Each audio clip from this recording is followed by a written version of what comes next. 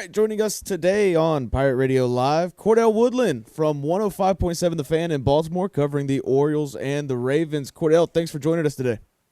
Yeah, thanks for having me. So we'll go ahead and get into Keaton Mitchell. Got some action on Sunday in against Chicago. I was kind of wondering why was he inactive for that beginning stretch of the season? Was he dealing with injuries, or was there just not a game day spot for him? Yeah, I think it really was a numbers game. I mean, the excuse, I guess you could say, that the team continued to give at the time was that he didn't help them on special teams. You know, they had Rasheen Ali, um, and I want to say I don't. Tylen Wallace was the other returner on kick return, and on punt return you got LaJohntay Wester, who they drafted out of Colorado this year. So I guess for them, they felt like it wasn't worth it to have Keaton up, who would essentially he could be their third running back, I guess, at that time. But considering Ali was already a starter on all the special teams units, they felt like there just wasn't a spot for him. But I think understanding how much of a win, how much they needed that game on Sunday, and wanting to get back to establishing the run and wanting to kind of, give a different look coming out of the bye week. I think that's kind of what prompted them to give Keaton more of an opportunity. Yeah, well, we did see Keaton get some action against Chicago. 4 carries, 43 yards, around 11 yards per carry, essentially. And John Harbaugh said yesterday that he kind of proved that he was ready for the moment. Do you think this kind of opens the door for Keaton to get some more action on offense or maybe even special teams? It could. I mean, I thought he had some pretty good returns as a kick returner. I think obviously he was efficient offensively with his 4 carries. And I think it does give them a little bit of a different look than what you have with just Henry back there. And look, I think Justice Hill will still be sprinkled out there. Like I think Justice Hill is probably still the third down back in my mind right now. He still played a little bit in the Chicago game, um, but Keaton, I think I wouldn't be surprised if we start to see a few more packages that include Keaton out there with Derrick Henry because teams are loading the box and Keaton gives them kind of that guy that can hit the edge. Um, and especially with Lamar coming back, I mean, now you're talking about, in the run game at least, defense is having to worry about quite a bit if all three of those guys are on the field together. So, yeah, I mean, I think, Sunday he did himself a favor. He didn't hurt his chances of playing more going forward. I think it'll still be sparse. Like I don't foresee a situation where Keaton Mitchell is getting 8 to 10 carries a game. Yeah. I don't think that'll happen as long as Derrick Henry is upright. But if he shows that he can be efficient, with his limited opportunities, then yeah, no doubt, I think they'll continue to go that way. You mentioned Lamar coming back. I saw you tweet out a video of him at practice, said he's expected to be back starting on Thursday night against the Dolphins, but it kind of felt like he was expected to start Sunday against the Bears. What happened there, especially with him being listed as a full participant at Friday's practice? Yeah, that was a real debacle, I call it. Yeah. From the Ravens. I just don't know how else to explain it. You put him down as a full participant in Friday, and then it turns out, then Saturday comes, and Ian Rappaport's report about him working with the scout team comes out, and then they're forced to kind of change that Friday status, and it's getting them into some trouble with the league. We'll see what the league decides to do. Um, but I don't think that there was ever a true definitive that Lamar was going to play in the Bears. I think the Ravens were really hopeful that he would. Um, and look, John, after that Rams game, post game, I mean, he essentially is saying that in his mind, he did think Lamar would be back in the Bears game. And then the Monday press conference after the Rams game, he's, talking about how optimistic he is that Lamar will be back. And he returned to practice that Wednesday and practiced all week, Wednesday, Thursday, and Friday, albeit in a limited fashion. But yeah, I think that they were hopeful that he could give it a go. Didn't turn out to be the case. Obviously, it was still a must-win game for them against the Bears. And Keaton Mitchell, and Tyler Huntley filled in really well for Lamar in that game and gave the offense a spark. So I think this is much more closer to a definite that Lamar will be on the field Thursday night against Miami. Yeah, yeah, watching that game Sunday, the thought goes through your mind. It's like, why hasn't Tyler Huntley been the backup the whole time? Like, why do we even need to watch Cooper Rush fill in for Lamar? But either way, team's been banged up all season. Really, nothing's gone their way through these 7 games they've played. How is the team's health going into Miami on Thursday?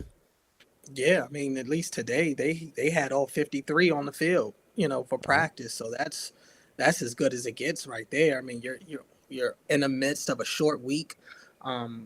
You're coming off the bye before the game against the Bears. You play that game, and now here you are 2 days later and practicing, and you got all of your guys out there, and you're getting your MVP quarterback back. To play a road game on Thursday night. So I mean, like you said, they've dealt with injuries to this point. That's been one of their big issues this year as to why they have the record that they have. But no doubt they're in a good spot now with everybody seeming like they're back and healthy. Yeah, and another reason I think they're in a good spot, just look at the rest of the North. I mean, the Browns, they're always a disaster, but the Bengals losing to the Jets, the Steelers defense, they can't really do anything productive. I mean, sitting at 2-5, I still feel like the Ravens are the best bet to win that division. What do you think? Yeah, I mean, it's tough to go against them. They don't have much wiggle room. I mean, little to no wiggle room Yeah. at this point. So they've got to be almost perfect as you finish out this season. And yeah, you're not wrong in anything you said when you lay out the division. But those division games are still going to be tough games to win. They seem like they split with the Cleveland Browns. It feels like every year. Pittsburgh, that's not going to be an easy sweep to beat them both times. And even Cincinnati, no, they don't have a defense, but Joe now has shown the ability to get the ball to their weapons. So they're going to put up points. And this defense for the Ravens, they've played better over the last 2 games, but I don't think anybody is looking at this as an elite defense just yet. So those division games will still be tough. And yeah, I mean, you got to take it one game at a time. I think right now, if you're the Ravens, it's good that you got that win against the Bears because if you didn't win that, Thursday might mean a little less. Yeah. But now I think the Ravens playoffs have already started. The playoffs have already started for them. They're kind of in must-win mode. It feels like every game from here on out. Cordell Woodland joining us. Got the trade deadline next week. Do you expect the Ravens to be active at that deadline? And if so, what do they need to add? Well, they need to add a pass rusher immediately. They need help getting after the quarterback. That's been a huge struggle for them to this point in the season. I think they'll work the phones, but my gut tells me we won't see a trade. I don't think the Ravens want to give up what it takes to what it's going to take to get one of those pass rushers that are really going to make a difference. They signed Carl Lawson off the streets the other day. I mean, I think that's kind of the route that they ultimately end up deciding to go, unless somebody's just giving away a pass rusher for cheap, which I doubt it. So yeah, I don't see a guy like. It's been a lot of talk about Mark Andrews potentially being moved. At one point, it was a lot of talk about Keaton Mitchell potentially being moved. I don't see either of those happening at this point. I just think it's for the Ravens. It's all hands on deck in terms of what they have, and I think any additions are probably going to come off the street.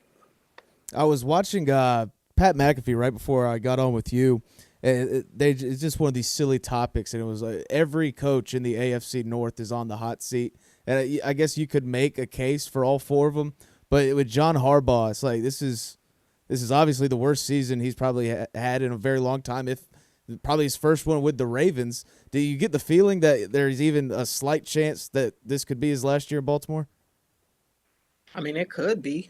Yeah. I'm not shutting the door on it. I mean, if this thing goes off the rails, if they don't make the playoffs, I mean, I think I would be shocked if something doesn't happen at that point. If they make the playoffs, and at this point we're looking at them being a wild card team, they're not getting the number 1 seed. No. So they get to the playoffs and they lose in the wild card, something could probably happen. I mean, because this was a team that was favored to win the Super Bowl coming in. So anything less, and this was my thought at the start of the year, anything less than a conference championship, pretty much in my mind, something will happen. There will be a change. Has that changed now with the way that the season started with the injuries and stuff? I don't think that it should have, So I think John is coaching for his job right now. If I'm being honest, I do think that. I think they have to make the playoffs. They have to make some sort of run, because if not, changes have to be made at some point. How many times can you continue to go with the same thing? And to the Ravens' credit, I think they've done right by John. John has gotten more than enough opportunities with Lamar, with some great rosters. They've had great regular seasons. They've hosted an AFC championship game, but results matter at some point. And if they don't get the result that they are hoping for, I would not be surprised if something changes. All right, Cordell, we're up against it, but one last thing. Just what do you think the finish of this season looks like? Man, I mean, I still give them the benefit of the doubt. The division kind of being a toss-up helps them right now. Yeah. They're only 2 games back of the Steelers, and they still have a lot of division games to be played. Now, health will be a big part of that. The defense is trending in the right direction. Can the offensive line continue to improve? But all in all, I do still think that this is a team that finds a way to make it to the wild card round. Do they win the division? I'm not there yet to where I'm ready to just guarantee that they're going to win the AFC North. But I am cautiously optimistic that they will find a way to make it to the playoffs. And look, if they do, that would mean they're one of the hottest teams in the NFL. So they would be really dangerous if they did make the playoffs at this point. All right, Cordell, appreciate you joining us. I know it's a busy time for everybody, so I really appreciate you making time for me. No problem. I appreciate you having me.